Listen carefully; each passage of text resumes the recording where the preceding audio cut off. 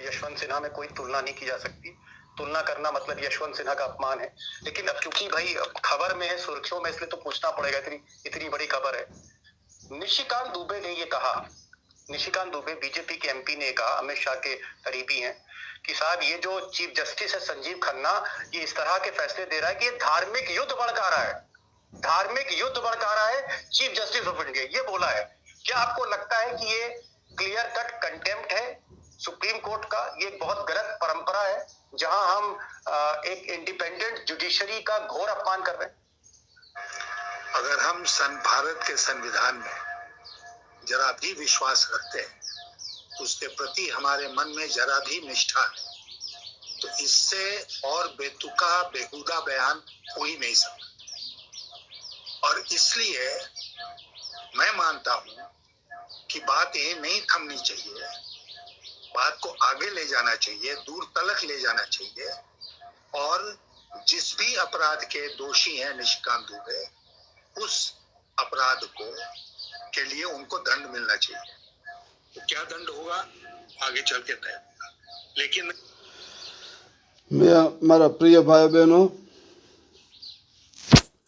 आ निशिकांत दुबे भारतीय जनता पार्टीનો ગુરગો, ભગવો ગુરગો,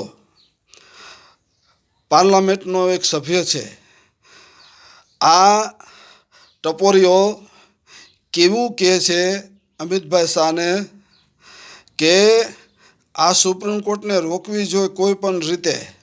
આ supreme court તો ધર્મયુદ્ધ ભડકાવી રહી છે, ધર્મયુદ્ધની પરિસ્થિતિ ઊભી કરી નાખી છે.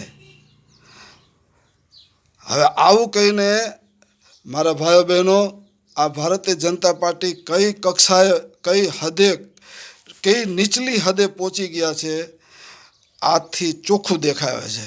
અને આ ભૂતપૂર્વ વિદેશ મંત્રી કહે છે કે આ નિશિકાંત દુબેને તો આકરામાં આકરી સજા થવી જ જોઈએ. અને હું સુપ્રીમ કોર્ટને કહું છું કે ખરેખર આ ગુરગાને સખતમાં સખત સજા આપો. એનું પાર્લામેન્ટ તો પહેલાં પાર્લામેન્ટનું પદ, એને સભ્ય પદ તો છીનવી જ લ્યો, એની બધી જ લાભો જે મળતા હોય છીનવી લ્યો, અને ઉપરાંત એને સજા કરો. અને આવું બોલવામાં એને કોને મદદ કરી છે એવા બધાને ગુરગાઓને પણ, બધા મીંઢાઓને પકડીને સજા કરો. મારા ભાઈઓ બહેનો, ખૂબ જ દુઃખ લાગ્યું છે કે જ્યારે આવા ભગવા ગુંડાઓ, ગુરગાઓ સુપ્રીમ કોર્ટની ન્યાયપાલિકા ઉપર આવા પ્રશ્નો ઊભા કરે છે. હું ગુજરાત જનતા સમર્થન પાર્ટીનો પ્રેસિડેન્ટ ગુલામ હુસૈન ઉમરભાઈ બલોચ મકરાણી. જય હિન્દ, જય ભારત.